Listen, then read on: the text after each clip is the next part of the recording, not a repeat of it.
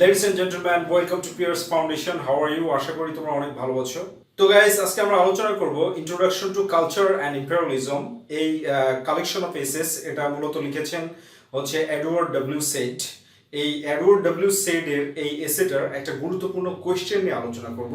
সেই কোয়েশ্চেনটা হচ্ছে how does Edward W Said show Joseph Conrad as imperialist and anti-imperialist অর্থাৎ at the same time কিভাবে Joseph Conrad imperialist এবং anti imperialist এটাই হচ্ছে আলোচনার বিষয়। তো গাইস, এডওয়ার্ড ডব্লিউ সেড এর লাইফ ডিউরেশন হচ্ছে 1935 to 2003। আর একটা বিষয় বলি, এই লেকচারটা নোট কালেক্ট করার জন্য তোমরা আমাদেরকে ফোন করতে পারো, আমাদের ওয়েবসাইট ভিজিট করার মাধ্যমে নোটটাকে কালেক্ট করতে পারো। তো এখানে গাইস সর্বপ্রথম যেটা করতে হবে সেটা হচ্ছে একটা পয়েন্ট ক্লিয়ার হতে হবে। সেই পয়েন্টটা হচ্ছে এডওয়ার্ড ডব্লিউ সেড জোসেফ কনরেডকে অ্যান্টি ইম্পেরিয়ালিস্ট এবং ইম্পেরিয়ালিস্ট হিসাবে প্রমাণ করার জন্য বা আলোচনা করার জন্য কি করেছে, তার একটা বিখ্যাত নভেলকে কি করেছে, অ্যাডপ্ট করেছে। আর সেই নভেলটা হচ্ছে নোস্ট্রোমো। এই নোস্ট্রোমো এই নভেলটাকে কিন্তু খুব সুন্দরভাবে অ্যানালাইসিস করেছেন এবং এখান থেকে প্রমাণিত হয় যে Joseph Conrad at the same time imperialist and anti imperialist. তো গাইস, এই কোয়েশ্চেনটার জন্য তোমরা কিভাবে ইন্ট্রোডাকশন লিখবে, ইন্ট্রোডাকশনটা এইভাবে লিখবে যে এই জোসেফ কনরেড হচ্ছে সারা পৃথিবীব্যাপী সমাদৃত একজন বেসিক্যালি অ্যান্টি ইম্পেরিয়ালিস্ট নভেলিস্ট হিসাবে। আর কিন্তু কি করেছেন, ফর দ্য ফার্স্ট টাইম ইংরেজি সাহিত্যের যে সমালোচনার ইতিহাস সেখানে এডওয়ার্ড ডব্লিউ সেড এই জোসেফ কনরেডকে বলেছে যে সে শুধু অ্যান্টি ইম্পেরিয়ালিস্ট না, সে ইম্পেরিয়ালিস্টও বটে। এটা সাইমালটেনিয়াসলি দেখিয়েছেন। এইভাবে তোমরা কিন্তু একটা ইন্ট্রোডাকশন তৈরি করতে পারো। আর ইন্ট্রোডাকশনে যখন তোমরা এডওয়ার্ড ডব্লিউ সেড নামটা লিখবে তখন তার লাইফ ডিউরেশনটা দিবে। এরপরে আমরা এই জোসেফ কনরেডকে ইম্পেরিয়ালিস্ট এবং অ্যান্টি ইম্পেরিয়ালিস্ট হিসেবে প্রমাণ করার জন্য ফার্স্ট পয়েন্ট যেটা নিব সেটা হচ্ছে mister সেডস thesis on English novels or novels. অর্থাৎ এডওয়ার্ড ডব্লিউ সেড কিভাবে ইংলিশ নভেলের উপরে থিসিস করেছে সে বিষয়টার উপরে আগে দৃষ্টি দিতে হবে। এডওয়ার্ড ডব্লিউ সেড কিন্তু কি বলেছে যে নভেলে টু ফল্ড মিনিং আছে, অর্থাৎ দুইটা দিক আছে। ফার্স্ট অফ অল তিনি দেখিয়েছেন যে ইংলিশ নভেল হচ্ছে কালচার সম্পর্কে, আর্ট সম্পর্কে, বিহেভিয়ার সম্পর্কে জানার জন্য সর্বোৎকৃষ্ট পন্থা। But on the other hand সে কি দেখিয়েছে যে ইংলিশ নভেলগুলো একটা ভাইটাল রোল প্লে করে থাকে ইম্পেরিয়ালিজমকে এক্সপান্ড করার জন্য। এই যে একটা দ্বৈত সত্তা ইংলিশ নভেলের এডওয়ার্ড ডব্লিউ সেড যে আলোচনা করেছেন সেখান থেকেই মূলত আমরা জোসেফ কনরেডকে ইম্পেরিয়ালিস্ট এবং অ্যান্টি ইম্পেরিয়ালিস্ট হিসাবে প্রমাণ করতে পারি। এবার coming to the point guys, Joseph কনরেডকে অ্যান্টি ইম্পেরিয়ালিস্ট এবং ইম্পেরিয়ালিস্ট হিসাবে প্রমাণ করার জন্য আমরা ফার্স্ট পয়েন্ট যেটা নিব সেটা হচ্ছে কনরেডস প্রিসায়েন্স। প্রিসায়েন্স শব্দের অর্থ হচ্ছে ইনসাইট, এক কথায় দূরদর্শিতা, অন্তর্দৃষ্টি। তো এডওয়ার্ড ডব্লিউ সেড বলছে যে জোসেফ কনরেডের ব্যাপক পরিমাণে ইম্পেরিয়ালিজমের উপরে অন্তর্দৃষ্টি রয়েছে এবং নেটিভদের উপরে অন্তর্দৃষ্টি রয়েছে। তিনি কি করেছেন, তার এই যে নভেলসগুলোতে কি করেছে, অ্যাট দ্য সেম টাইম নেটিভসদের দুঃখ দুর্দশাকে তুলে ধরেছেন এবং কি করেছে, ইম্পেরিয়ালিজমকে সমালোচনার মাধ্যমে সচেতন করেছে।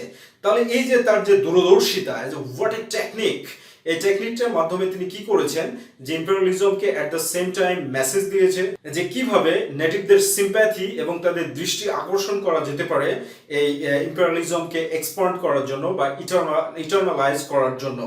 এইভাবে কিন্তু জোসেফ কনরেড কে এই এডওয়ার্ড ডব্লিউ সেড তার যে নভেল নস্ট্রোমো এই নভেলটা থেকে অ্যান্টি ইম্পেরিয়ালিস্ট এবং ইম্পেরিয়ালিস্ট হিসেবে প্রমাণ করেছে। এবার নস্ট্রোমো সম্পর্কে আমি তোমাদেরকে কিছু ইনফরমেশন দিতে চাই।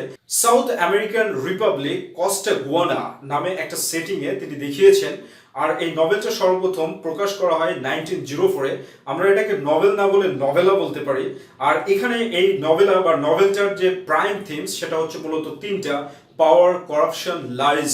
এই যে পাওয়ার, করাপশন, লাইজ বলতে জোসেফ কনরেড এখানে যেটা উপস্থাপন করেছেন যে ক্ষমতাকে সমালোচনা করেছে, করাপশনকে সমালোচনা করেছে, মিথ্যাকে সমালোচনা করেছে। দেখো এই সমালোচনা করার মাধ্যমে কি করেছে, অ্যাট দ্য সেম টাইম ইম্পেরিয়ালিস্টদেরকে মেসেজ প্রোভাইড করেছে এবং নেটিভদেরকে কিন্তু বুঝতেই দেয়নি যে সে একজন ইম্পেরিয়ালিস্ট। তবে আমরা এখান থেকে জোসেফ কনরেডকে প্রমাণ করতে পারি যে তিনি একজন ইম্পেরিয়ালিস্ট এবং অ্যান্টি ইম্পেরিয়ালিস্ট।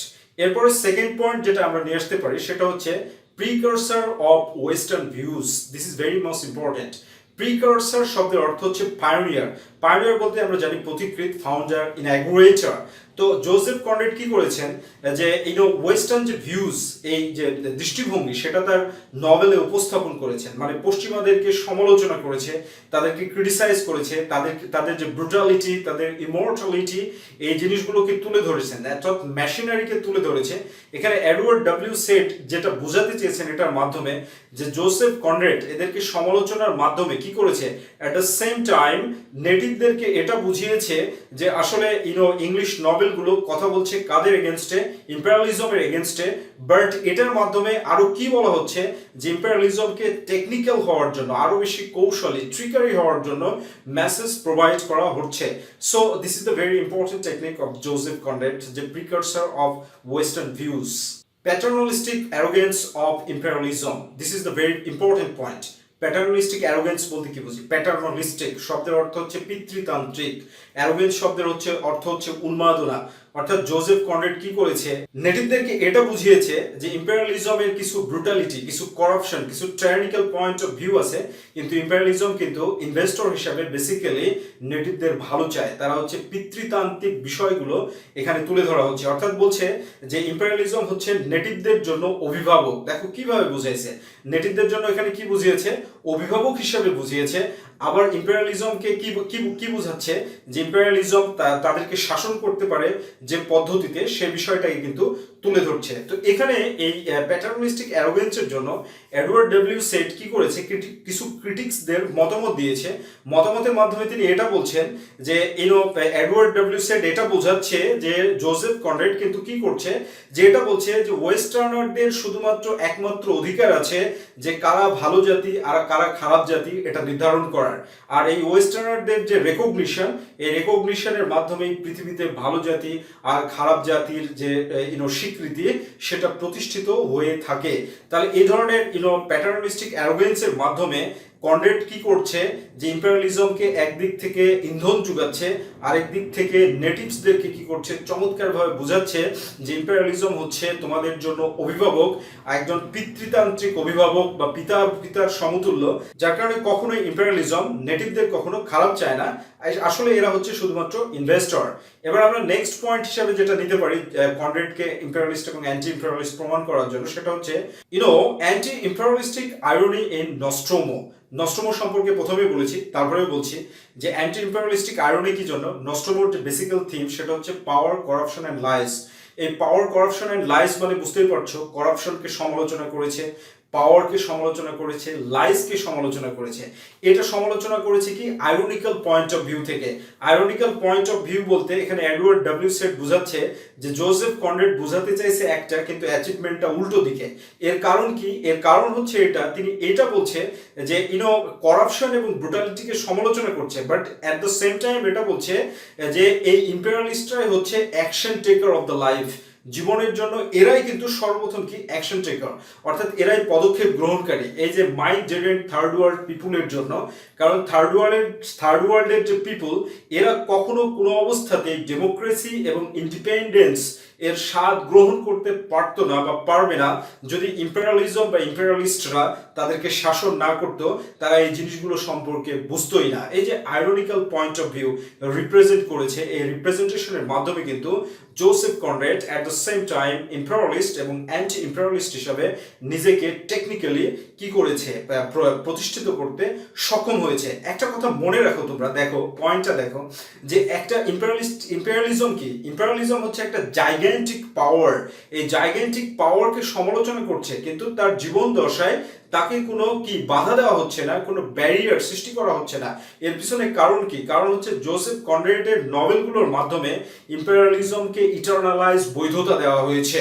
আর ইটারনালাইজ বৈধতা দেওয়ার কারণে ইম্পেরিয়ালিস্টরা কখনো সমালোচনা করছে না। উদাহরণস্বরূপ, তুমি যদি কোনো সরকারের সমালোচনা করো তীব্রভাবে, আর ওটা যখন চরম মাত্রায় পৌঁছে যাবে, তখন কিন্তু সরকার তোমার এগেনস্টে স্টেপ নেবে। কিন্তু জোসেফ কনরেড করাপশন, ব্রুটালিটি এগুলোকে কি করছে, সমালোচনা করছে, কিন্তু ইম্পেরিয়ালিজম এর এগেনস্টে কখনো কোনো অবস্থাতেই কোনো অ্যাকশন বা কোনো পদক্ষেপ নেয়নি।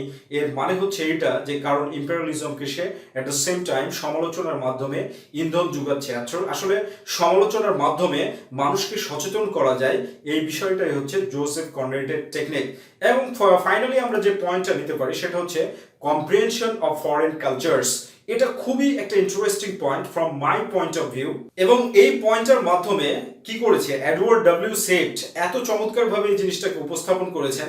তোমার যদি কেউ প্রশংসা করে, সেই প্রশংসাটা কি হবে দেখো, প্রশংসাটাতে তুমি স্যাটিসফাইড হবে, স্যাটিসফাইড হওয়ার পরে তারপরে কি তুমি তাকে কি বন্ধু ভাবতে থাকবে। একটা উদাহরণ দিই, একটা দৃষ্টান্ত দিই, তাহলে বুঝবে। মনে করো কোনো এক বন্ধু অপরাধ করেছে, একটা জঘন্য অপরাধ করেছে, আর ওর এগেনস্টে সাক্ষী হিসাবে তার একটা বন্ধুকে কি করা হয়েছে, দাঁড় করানো হয়েছে। তখন সাক্ষী হিসাবে দাঁড় করার সময় এটা বলছে যে বন্ধু তুই যা করছিস ঠিকই করছিস, কারণ আমি যদি হইতাম তোর চাইতে বেশি আরো স্ট্রং পদক্ষেপ নিতাম। আসলে বলতো এই সাক্ষীটা যে দিল, এই সাক্ষ্যটা যে দিল, এই সাক্ষ্যটা কি বন্ধুর পক্ষে দিল না বিপক্ষে দিল? কিন্তু বন্ধুকে কি করলো, স্যাটিসফাইড করলো না যে তুই যা করছিস ঠিক করছিস, এটা বলার মাধ্যমে, প্রশংসা করার মাধ্যমে। কারণ আমি যদি তোর জায়গায় হতাম এর চাইতে বেশি আরো স্ট্রং পদক্ষেপ নিতাম, নিয়ে এটাকে প্রতিরোধ করতাম বা ওটাকে মারতাম বা এই করতাম। এই যে এইভাবে জোসেফ কনরেড ফরেন কালচারগুলোকে কি করেছে, উপলব্ধি কম্পেয়ার করার মাধ্যমে সমালোচনা করেছে ইম্পেরিয়ালিজমকে, এবং সমালোচনা করার মাধ্যমে কিন্তু ইম্পেরিয়ালিজমকে কি ইন্ধন জুগিয়েছে। আর এই কম্প্রিহেনশন অফ ফরেন কালচারের মধ্যে এডওয়ার্ড ডব্লিউ সেট সবচেয়ে ইন্টারেস্টিং যে পয়েন্টটা তুলে ধরেছে সেটা হচ্ছে নেটিভদের পলিটিক্যাল উইলিংনেস। এই পলিটিক্যাল উইলিংনেসটাকে মূল্যায়ন করতে বলেছে, আর এই পলিটিক্যাল উইলিংনেসটাই হচ্ছে ইম্পেরিয়ালিজমের অল্টারনেটিভ একটা পয়েন্ট। সো এই পয়েন্টগুলো থেকে আমরা কনরেডকে নিট অ্যান্ড ক্লিন প্রমাণ করতে পারি সে একজন imperialist and at the same time anti imperialist. কিন্তু তার উদ্দেশ্য যেটা, সেটা কিন্তু ছিল ইম্পেরিয়ালিজমকে লিগালাইজড করা এবং ইটারনালাইজড করা। এবং এর মাধ্যমেই আমরা এটা বুঝতে পারি যে ইংলিশ নভেল কি একটা ভাইটাল রোল প্লে করেছে ইম্পেরিয়ালিজমের এক্সপানশনের জন্য বা পারপিচুয়েশনের জন্য। এটা হচ্ছে ব্যাপার। তো আবার বলছি, এই ভিডিওটা থেকে যদি তুমি সামান্য উপকৃত হও তাহলে অবশ্যই তুমি তোমার বন্ধুর সাথে শেয়ার করবে। আর নোটটাকে যদি কালেক্ট করতে চাও তাহলে আমাদেরকে ফোন করবে বা আমাদের ওয়েবসাইটকে ভিজিট করবে, বা ডেসক্রিপশন বক্সের লিঙ্ক থেকে নোটটা তুমি কালেক্ট করতে পারবে। পরবর্তী তোমাদের সামনে আবার নতুন লেকচার নিয়ে হাজির হবো। টিল দেন, আল্লাহ হাফেজ, হ্যাভ এ গুড ডে।